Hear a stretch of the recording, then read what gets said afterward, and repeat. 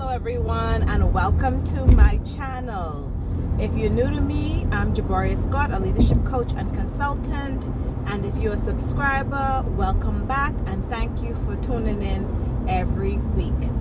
If you want to know more about me and what I do, click the links in my description box to view some of my products and services and to browse my website.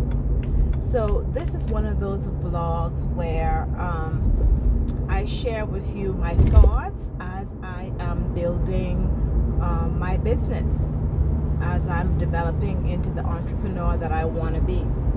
And I'm committed to doing these behind the scenes diary style vlogs so that I can tell you real time how I felt while I was building, just documenting my journey really.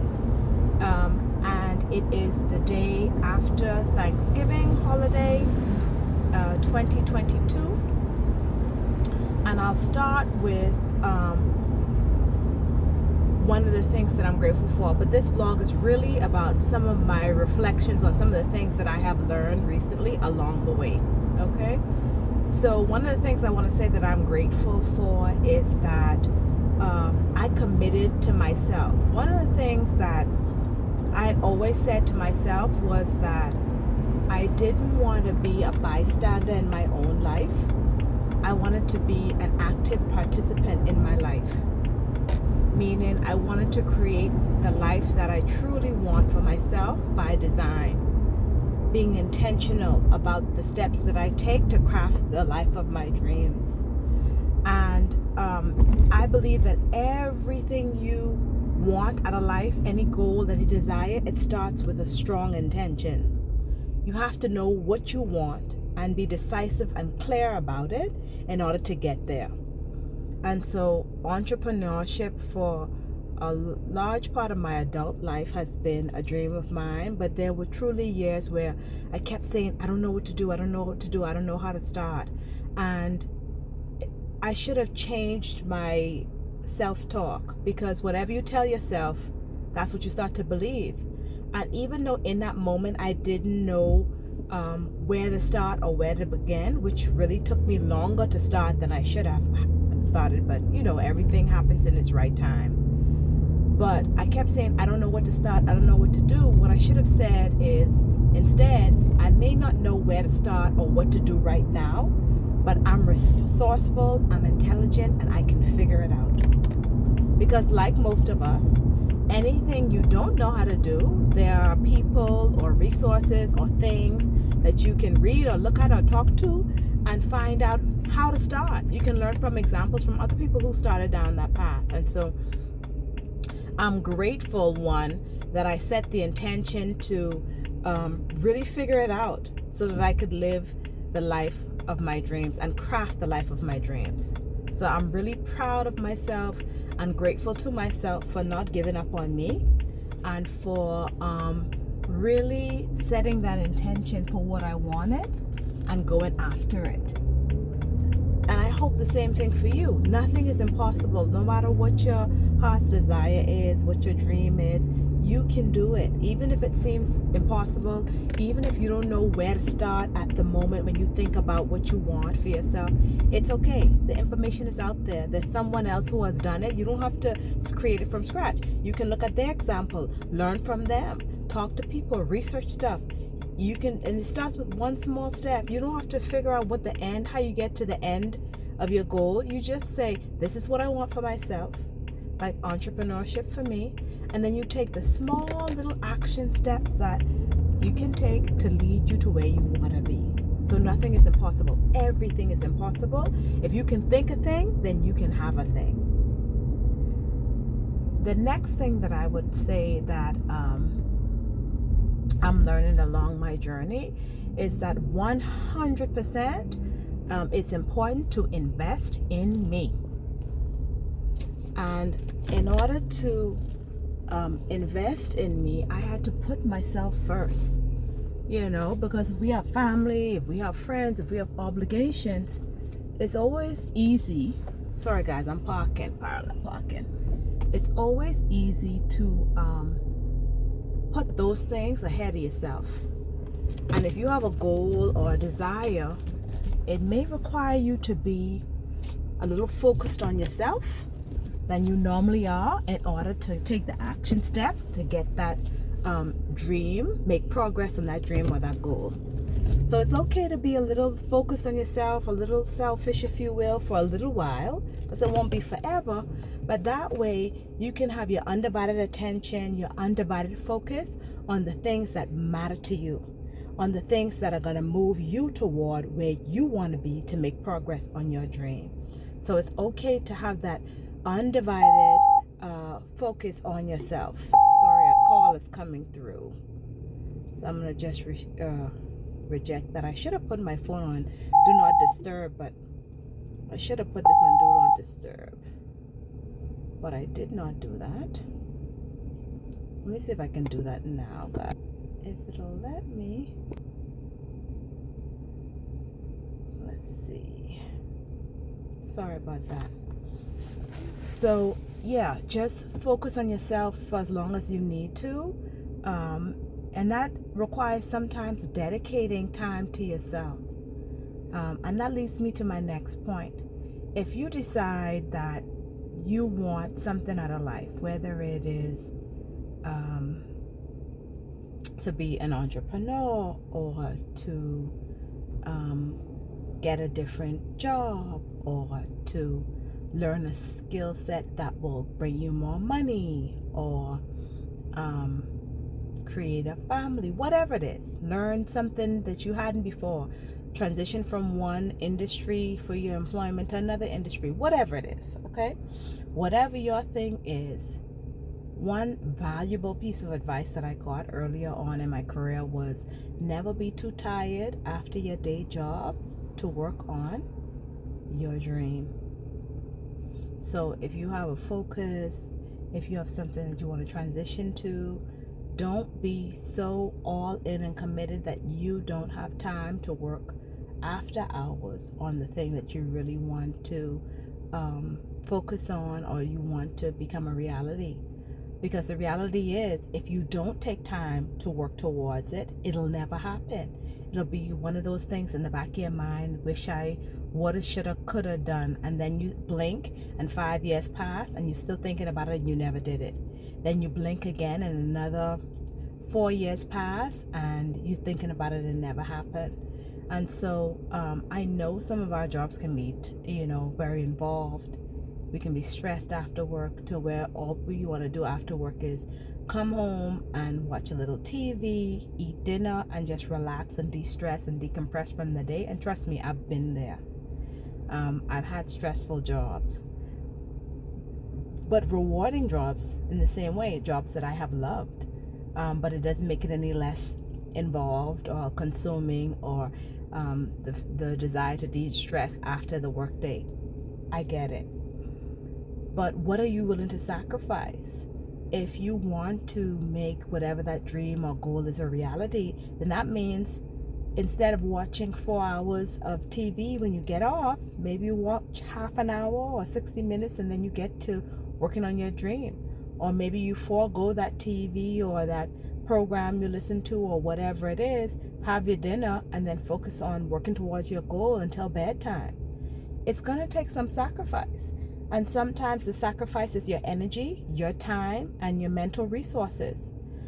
We all think that it takes a lot of money to get where we want to be. Sometimes in the beginning, it doesn't take any money. Sometimes it does. Some things take money, but I'm talking about the things that in the beginning only take your resource. You are the most valuable resource in achieving your goal or your dream. And sometimes it just takes your mind, it takes your energy, it takes your focus, and it takes your time. So are you willing to invest those things to get where you want to be? That's the question that only you can decide. Because if you're not willing to invest your time and your resources and your energy and your focus and your mind, then it'll continue to be a dream in the back of your mind where you say, I wish. Because the difference between the person who has what you are after and you is that they invested their resources, their time, their personal effort in achieving that goal, and you didn't. And you have got to mean more to yourself. You have got to decide that you are worth your energy and your investment and your time. What else have I realized? That I'm resourceful and I have everything that I need on the inside of me to succeed. That's been a big revelation to me, and one of the things that I'm grateful for. And I hope you come to realize that about yourself as well. You have everything you need to begin on the inside of you. Investing in other people is important too, meaning invest in others to invest in yourself. Meaning, you don't have to know how to do everything that you want to do to make progress on your goal or your dream. What you can do is, if there are people who are providing services that will teach you how to do something, or cut down the time on you doing it yourself, or help you to reinvest back into your business or into your dream, then it may be worth the investment in the long run. So let me tell you what I mean. For my YouTube videos, I don't edit them. A lot of people edit their YouTube videos and they do a great job and they have that skill set. That's not one of my strong suits. And so I have a video editor, and that person is, I've had quite a few over the years, and each one comes with that skill set. They come with that creativity, and they are an expert in what they do. That's their wheelhouse. It's not mine. And I'm comfortable with that. I don't have to be good at everything. I don't have to know how to do everything. But I find that investing in someone else's skill set where they do that well, and they can support me so that I can have my upload schedule to be consistent, then I invest in myself by investing in them. I would much rather have my time, because video editing is time consuming, and it's a skill that you develop over time. You have to be good at. I'm not that great at it. I don't want to invest my time in that way. So I find that it benefits me to invest in someone else by paying them to do that service for me. And so I get my time back, and I get a skills professional who I invested in, who can now produce that for me and help me to make progress toward my goal in business, which is having a consistent upload schedule and videos that are engaging. So I've invested in quite a few experts in their field to help me in my business, whether it is teaching me to how to work on my business and not in my business, how to teach me how to be a better entrepreneur, teaching me marketing, digital marketing things. I've invested in help with getting my courses, my digital courses, and making them better and more marketable and a better product, so that I can provide you with excellent quality and offer value in each of my mini courses. And so these things for me, if I invest in someone else who's a subject matter expert and who can offer me value, I get it right back, because not only does it benefit me in my business, it benefits me in my knowledge and my development, but it allows me to offer you better services and better quality products, because I invested in someone else who's an expert in that area. I invested in myself by learning that skill or getting support with that skill, and now I'm offering you added value. And it's all about offering value. I believe that we all have something of value to offer the world, and it's just about figuring out what your thing is. What is the thing of value that you possess, the talent that you have hidden on the inside of you that you can offer to someone else? And if that's being a great manager or developing into a phenomenal leader, if that's something that you can do well, that is an awesome skill. And let me tell you why leadership development is an awesome skill, an awesome job, and an awesome career. Because no matter where you go, there is management, there's leadership. No matter what industry, whether you're in the private or public sector, if you're in a nonprofit sector, it does not matter the company or organization. There is leadership, there is management, there are management roles. And so if you develop your transferable skills and you are an awesome manager, which is really all about knowing those skill sets, the techniques, dealing with people, then you really can transition yourself to any field because you have those qualities, you have that experience, you have the skill sets necessary to deal with people and processes. And if you take that management and transition it to leadership, then you will develop those qualities where you can be, not only can you have a versatile career, you can have a skill set that will make you marketable and beneficial and valuable no matter what industry you work in. Because leadership is all about managing people.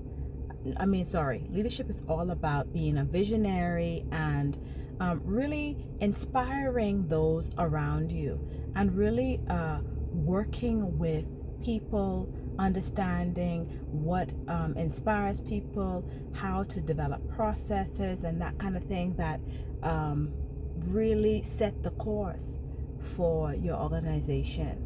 And so if you have those skill sets where you know how to interact with people, and you have those just all of those qualities, the soft skills that allow you, enable you to be a good leader, you can offer value wherever you go. And I have more videos on my channel if you want to look at my playlist, where I go into depth of how to be a good manager, the difference between management and leadership, how to be a good leader, what are some of the skill sets that you need to learn, some of the things that make you good at each role, that no role is better than the other. They each have their own individual place, and you can be both a good manager and a good leader, but how those skill sets can work sometimes if you possess them interchangeably, and how they can be very distinct roles if you depending on the needs of the organization and your particular skill set. Okay, but I know I'm ranting a little bit, going off in a tangent, but I just wanted to share all of these things while they were top of mind for me. Like I said, this is a behind the scenes vlog series documenting my process so that you can really know as I'm building my business as an entrepreneur, what that looks like for me, what my thought processes are for me, and just hopefully it'll help or inspire someone out there who's watching this. Hopefully you. But I also want to share that it has been challenging, because learning how to be an entrepreneur is something totally different. And people who think you can just open up a business and not learn the skill sets, the things that entrepreneurs need to know to be successful, you're sadly mistaken, because it is a whole thing. You can be good at your job, you can be a good industry leader, you can have those technical skills that make you good at your craft. But if you don't learn the business of being an entrepreneur and couple those two, then your success or progress may be very slow or non-existent. And so I am going through the process of learning how to be a successful entrepreneur, and how to create a business for my craft and the services that I offer and the products that I offer in a way that adds value, and in a way that will help me to be successful, because I'm all about that success. And then the last thing that I want to share is that it's important to know who you are. Like, what is your work style? How can you leverage your strengths, and find those to support you in areas where you're not so strong, so that they can fill in those gaps for you and help you. You don't need to know how to do everything yourself. And that's the mistake that we make as leaders a lot, or even as managers. We feel like, oh, we have to be superhuman and do it all. That is not the case, because you can't be good at everything and you can't know everything.